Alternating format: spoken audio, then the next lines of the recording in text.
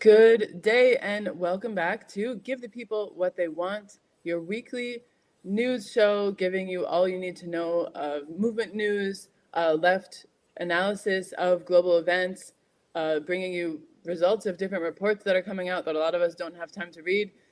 Crucial show. Keep supporting it. Keep following. We have a lot of good stories to get to today, so stay tuned. Give the people what they want. Give the people what they want. Give the people what they want.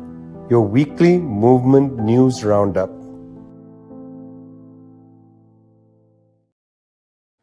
Well, once again, on this show, we're going to be talking about the situation in Gaza.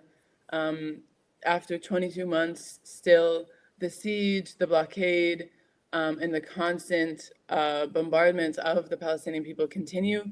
And this week, once again, a brave group of internationalist activists from different countries in Europe, from the United States, set out on another flotilla. This time it was called the Handala, attempting to bring aid to the people of Gaza, to break the blockade, to raise awareness about what is happening. And once again, this ship, even before they set sail, faced what they think were acts of sabotage, threats to the participants, and ultimately, as you see on the screen, they were captured by Israeli forces, put into Israeli prison, and deported to their respective countries. One of the participants that was coming from the United States, Chris Smalls, the only Black participant on this Freedom Flotilla, was tortured, was subjected to beatings by Israeli forces. And, you know, of course, the story is not just the fact that there was a Freedom Flotilla and they got captured, but the continued insistence of Israel to essentially sabotage and block any humanitarian aid from coming in. And there's been a lot of outcry over the past week. Even countries which were considered its great allies, such as France and the UK, have taken rhetorical steps to actually attempt to put more pressure on. France announced that it would recognize the state of Palestine, which again, you know, they should have already been recognizing, but you know, they did it in an attempt to put pressure on the government of Benjamin Netanyahu. The UK announced that if there wasn't a ceasefire, they too would recognize the state of Palestine. You know, they've signed letters saying that the blockade must end, the aid must be let through. At the end of the day, what's interesting to note is not only the fact that these countries hadn't recognized Palestine and were such, you know, strong supporters of Israel, but really, you know, this is their hand. They're showing their strongest weapon to attempt to pressure Israel, and all it is saying that they'll recognize Palestine. And of course, you know, it's important that they've done that. It's important that they're trying to put more pressure on, but at the end of the day, again, you know, there's no significant block to commercial ties being, you know, there's no significant move towards commercial ties being broken. There's no significant move towards blocking arms shipments. Again, there's the trade unions have been at the ports. Activists in Belgium and Italy have been consistently going out and attempting to block these shipments. But imagine what would happen if all of those countries that signed that letter demanding Israel break the blockade also implemented an arms embargo. What if, you know, these countries that say they recognize Palestine cut off trade with Israel? That would actually perhaps have the impact that they're seeking with just saying that they're going to recognize Palestine. And so it continues to be a dire situation. Again, over 100 people have died of starvation. There's been, you know, as the pressure mounts, Israel says, okay, we'll let in a little bit more. But again, there's, you know, reports are saying that the people are at the point of starvation, that immediate food is not going to solve this. There has to be a complete ceasefire. There has to be comprehensive medical aid support. You know, all of the doctors that have been killed, all of the hospitals that's been bombed, this means that a lot of people have less access to actually life-saving care. And in this case, care that they really need to actually survive. So continues to be a really dire situation. You know, despite the fact that Handala was blocked and the participants were captured, again, people have said there's going to be thousands of more. After the Madeleine was captured, after the activists were put in jail, what people kept saying is, we're going to keep sending these flotillas until the blockade is broken. So we're going to see how that pans out over the next couple of weeks, and hopefully, you know, in a shorter time, there will be meaningful talks to actually end the blockade and the genocide, and you know, let the people of Gaza have a moment to breathe. So we'll be following that as always. Roger, another kind of upsetting and concerning story in Britain. Far-right attacks are on the rise. The strength of the far-right is on the rise. Tell us a bit about what's happening there. Well, almost to the day a year ago, we saw 3 young girls who were killed in the northwest English town of Southport. And quite deliberately, the person responsible was misidentified as being a migrant. He wasn't a migrant, he was just a thug, basically, who was into violence. And he killed these 3 young girls who were coming back from a dance class.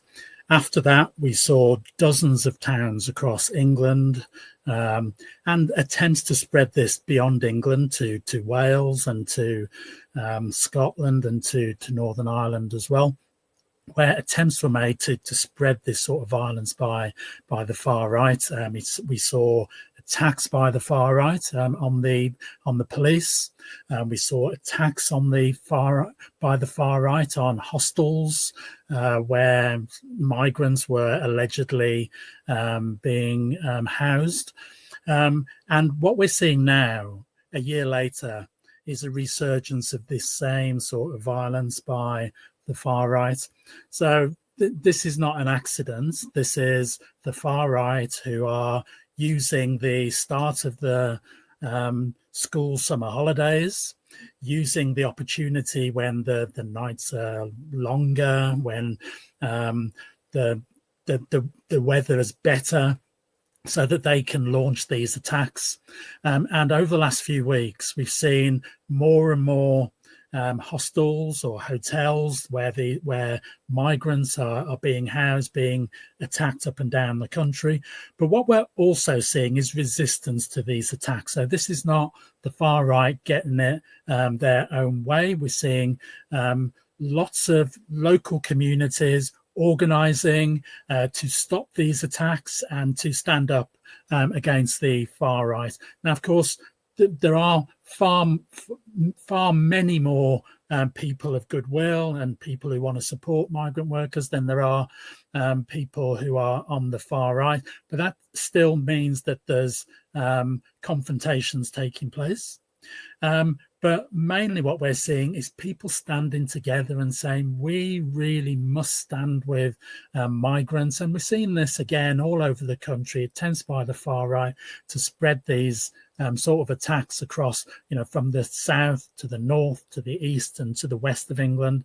And at every opportunity, the progressive people on the left, people who are anti-racist, standing up against the far right. Now, this isn't going to end quickly at all, unfortunately, but it will only end when people stand together, when the trade union movement, as it is doing, is getting behind these campaigns, when progressive politicians are getting behind these campaigns. But all of this, importantly, is set against the background of remarks made by the British Prime Minister Keir Starmer a few weeks ago, where he made this comment that this we're becoming an island of strangers, was what he said, and this is straight from the textbook, straight from a speech that was made by an arch racist British politician of the 1960s called Enoch Powell. I mean, it's essentially what he said. And of course, as in the 60s, where this was used as an excuse or as permission by the far right to do their thing, that's what's happening now. And of course, at the moment, we have the Reform UK, led by Nigel Farage, who are also using their platform to try and stir up racial hatred as well. So this means that the anti-racists really need to stand together, anti-racists need to stand up, because if you have politicians like that, British Prime Minister and a leader of now a major party that is voicing its hatred, really, of migrants, then it's up to the people to do the work and to make sure that people stand together and that migrants are protected. So there's a lot of work to be done across Britain, but we're standing together. And the trade union movement, progressive politicians are standing with us. We're confident in Britain that we can face down these racists. Well, really, definitely, of course, important story to follow, and something we've definitely been following throughout the years. And of course, the drivers of this rise in xenophobia and rise in the far right is not merely the fact that there are migrants in countries, but of course the social ills, which people try to blame on the migrants. One of these being hunger. Of course, in the age of neoliberal austerity, everything from education to food becomes a privilege and not a right. Prasanth, you were looking at a report on global hunger. What is the current state of this across the world? Right, Zoe. So a couple of days ago, this report was released. It's one of the most important annual reports that looks at food. It's called the SOFI, State of Food Security and Nutrition in the World report. And it's released by 5 UN agencies. There's the FAO, there's the World Health Organization, the World Food Program, etc., etc. And this report reveals some, at one level, very astonishing numbers. At another level, it's perfectly understandable in some senses. So what it does say is that we have about probably, say, 670 million odd people in the world who are continuing to suffer from hunger in 2000. This is a report for 2024. So this time we're talking about 2024, right? So that's around. There's a slight decrease from last year, very, very minor decrease, but that's about it. We're looking at the range of around 8%. The percentage improvements have been, there's maybe a 0.2% improvement every year for the past 2 years or so. So that's the number we're looking at, around 673 million people from across the world. And as one can expect, again, it's Africa which is really bearing the brunt of the number of people who are hungry right now, because there have been apparently some improvements in South Asia, in Latin America, but it's in Africa and West Asia that the crisis is really, that are the worst affected by the crisis. So, for instance, one of the key metrics is called the prevalence of undernourishment, which the name itself explains what it means. And while the prevalence of undernourishment has decreased in, say, Latin America or South Asia, India has in fact performed well according to these estimates. But Africa, for instance, is doing worse than it was it did worse in 2024 than it did in 2023. Now, this is important to know. One important thing here is that when this report says that there's been an improvement, it's because from 2017 to 21 odd, we saw an actual increase in the number of hungry people, right? So there's actually, it's only over the past 2 years that we've seen a small decrease, but still the problem is very, very dire. And a couple of weeks ago on the show, we talked about what are called the Sustainable Development Goals. And one of these goals, the two of these goals, are actually ending hunger and malnutrition or undernourishment by 2030. And this report makes it very clear that there is no chance, or very little chance, of that happening, because according to this report, at least, what we're looking at is maybe, say, around 60% of the undernourished people are going to be from Africa in 2030, and we're going to have millions and millions of people who are still undernourished in 2030. So there's no real question of this issue being solved at the rate, if you look at how governments are dealing with this problem now. Now, what are the reasons for this? I mean, these are just numbers, of course, but some of the key reasons are, of course, the fact that we saw sanctions after the Ukraine war. They played a role. We have seen wars.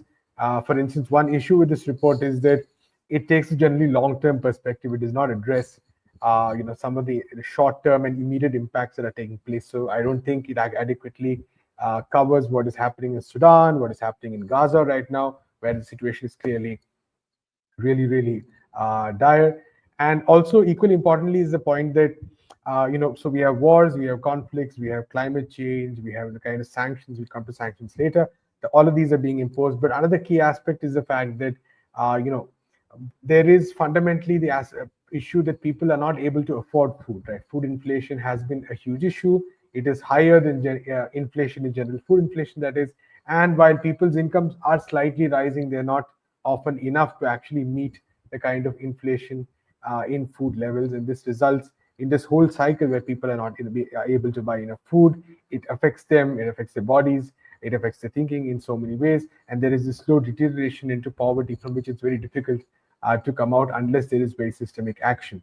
And this systemic action is really what is missing. So one of the larger issues of capitalism is its failure to increase or improve the living standards of people to such an extent that food is no longer an issue for them. We're not even talking about conflicts here. Like, for instance, the failure to deal with, to just do very basic measures. For instance, a few weeks ago, NewsClick had an article talking about how Kerala identified people, the state of Kerala in India identified people who were poor or who faced extreme poverty. And they had this multi-dimensional index, one of which, one aspect was food, the other aspect was education, the other aspect was, housing, employment. All of these were kind of factored together. And it was through addressing all of these issues that people were lifted out of poverty, right? So this kind of an approach is actually very feasible. It is actually not even very, it does not even take a lot of money, but there is a clear policy vacuum which prevents dealing with this issue, especially when it comes to hunger. So there is enough food for all the people in the world.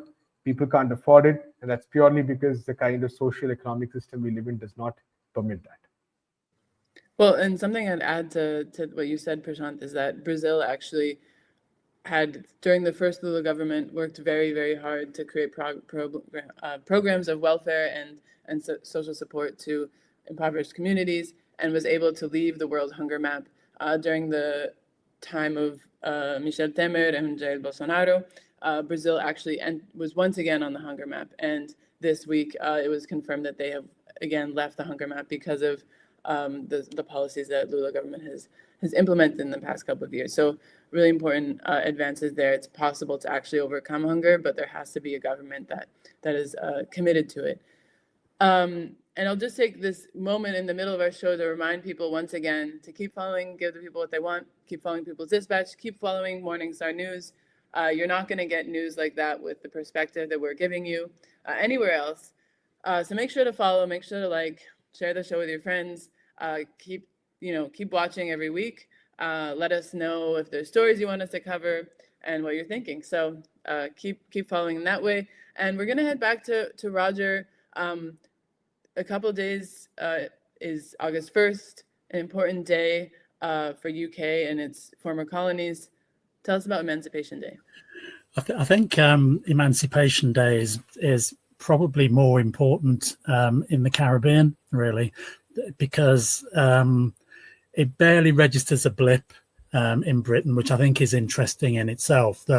The role that Britain played in terms of the enslavement of Africans for centuries and its eventual abolition, which was won by Africans resisting their enslavement, not by some kind of benevolent force deciding all of a sudden, waking up one morning to think that it's time to release all these Africans from enslavement after centuries. It was won by people who fought and resisted and made the whole system ungovernable. But Friday is the anniversary of the 1833 Slavery Abolition Act coming into force the following year. Now, when I was looking at this, I was thinking, well, hang on. So where in my family, because my family's, I know part of my family's from Jamaica. And so I was looking at, well, when was the first of my family born free? And as far as I can work out, it looks as though my grandfather was the first person in my family to be born free. Now, that's really important, not just for me and my family, but loads of people of my generation are having the same thing. And the point really is that this was really not so very long ago. And the important thing about that is that the people of the British, invaded Caribbean are still dealing with the consequences of enslavement and, of course, of the colonial system that followed it as well.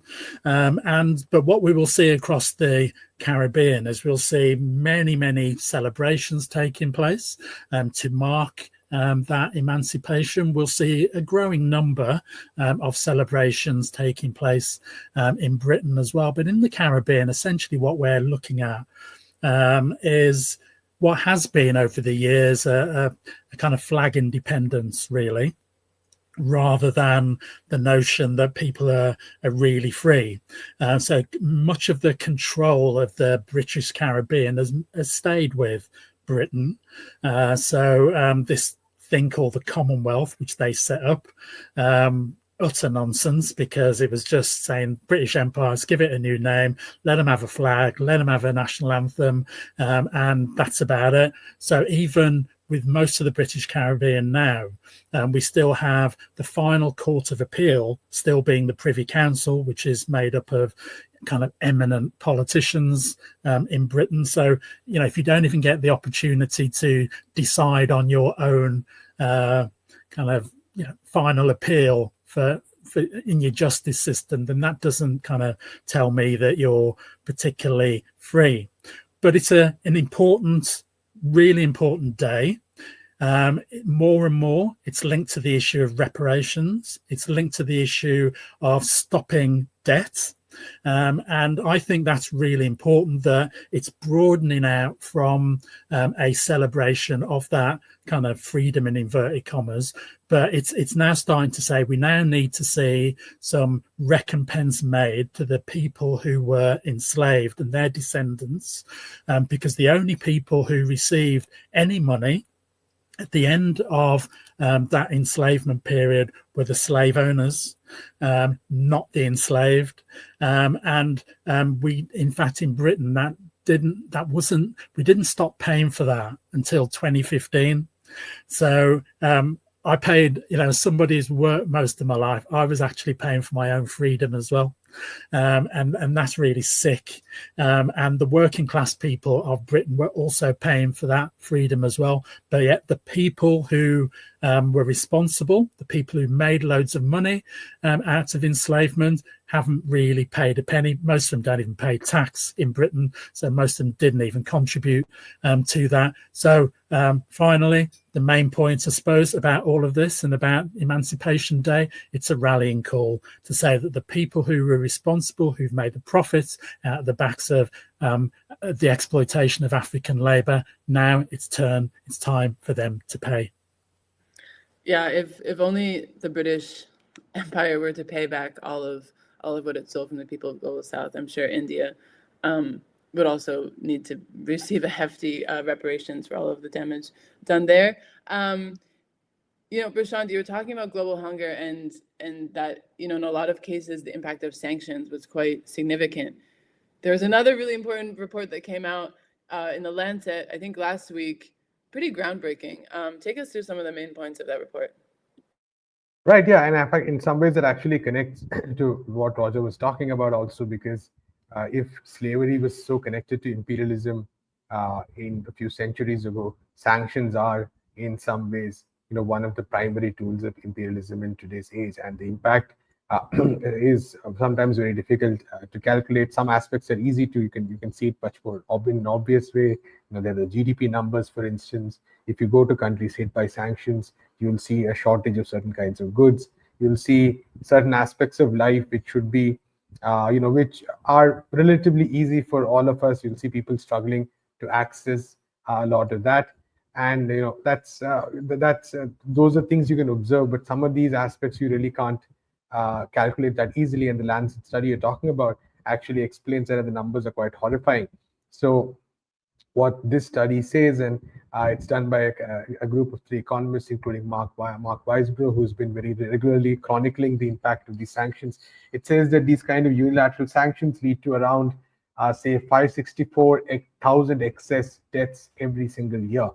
And basically what that means is that sanctions might be causing more deaths than conflicts or wars, including the number of civilians who were killed, right? It's not just military personnel, but even if you count the number of civilians who were killed annually, sanctions might be killing more than those numbers or around those numbers approximately. That's the broad number. So this is a really horrifying number. And I think it goes to show that how essential sanctions have become for countries of the global north, for countries of these imperialist countries to put down, to suppress countries of the global south, countries which want to defy the capitalist path, countries which do not want to bow down before the United States and its allies. And for all of these countries, the only answer is sanctions. Cuba, Venezuela, China, Zimbabwe, North Korea, so many, Russia, so many, Iran, so many examples of countries. And in fact, the number of sanctions has increased so drastically. One thing the study points out is that I think, we're looking at in the 70s, say only 8% of countries were sanctioned. Right now, it's about 25% of all countries in the world which really face these sanctions. And one of the interesting things the study has done is basically chronicle what is the impact in terms of the number of deaths. And as you can guess, it's children, especially those under the age of 5, who are suffering the worst, especially when it comes to death because of these sanctions right now. And this is, very important because I think anti-imperialist movements across the world have been very constantly fighting against these kind of sanctions. That has been a central plank of their campaign. But it's also, I think, very essential to sort of keep highlighting that because sanctions are economic measures, and one issue with economic measures is economic warfare. Is that one, unlike actual warfare, sometimes it's easy to kind of overlook the economic warfare that the US and its allies are waging. It's sometimes difficult to see the impact, and it's sometimes difficult to forget the centrality of sanctions in destroying or trying to destroy any hope of an alternative world. Everyone who's fighting for an alternative world, everyone who's fighting for different kinds of policies, everyone who's trying to build something new is facing sanctions today. And I think it's very important that we keep highlighting what kind of impact these sanctions are having. Well, we only have to remember the 1990s and the US sanctions against Iraq, which too often people forget, but famously those caused hundreds of thousands of deaths, and US officials, said that was the price we had to pay. So, this is proven, as you said, not only in this report, but historically, that these measures are given this sort of blanket approval, but are really deadly. Just want to finish off with a small victory that was achieved in Colombia on Monday. Former President Álvaro Uribe, who is the architect of the democratic security policy in Colombia in the 2000s, who oversaw truly horrific policies in the country of essentially using the war against the left-wing insurgency to crack down on all types of human rights defenders, of left opposition, and of all sorts of things, even criminalizing the poor. Through this policy, we know the scandal of the false positives, where young people were killed and shown as allegedly guerrillas killed in combat. He was convicted on Monday in a case that's quite kind of complicated, only in the sense because it stems from an investigation and a charge that was led by Emancipation, who is a renowned human rights defender and senator in Colombia. He accused Álvaro Uribe and his family of formerly having links to the building and the structures of paramilitarism in the country. In response, Álvaro Uribe essentially accused him of bribing people to create this case. And this charge was unfounded, and it was found to be incorrect. And then actually the judiciary went further, and they said, actually, in order for you to create this case saying that he bribed witnesses, you actually bribed witnesses. And it was found this Monday that was true. One of the key defendants was a former paramilitary member who had actually recorded a conversation between himself and the lawyer of Álvaro Uribe, who came and said, I'll give you favors, I'll give you services if you retract your statement saying that Uribe had connections to paramilitaries. So pretty interesting. I mean, of course, the conviction is on bribery of witnesses and procedural fraud. But I think what a lot of activists are saying is that just because the charges are those kind of technical things, it also proves that he did, in fact, have links to paramilitarism. And many are hopeful that this really opens the door to more convictions. He's actually implicated in more than 270 cases of illegal wiretapping, of massacres, lots of other things. And so people are hopeful that there will be justice, because the number of people that were killed under his watch, that were terrorized, that were sent into exile is really too difficult to count. And so there's a lot of people who want him to see justice, who want him to actually, pay a price for the crimes that he committed. So opening the door to that, important victory, small advance, but really setting a precedent. So, the people of Colombia have been waiting many years for this to happen, and it really starts a new chapter. So with that, I think we'll end the show here. Lots of stories today, lots to unpack. Of course, check our website, People's Dispatch, check Morningstar. We go into a lot of these stories in a little bit more depth. And we'll see you next week with more stories, hopefully more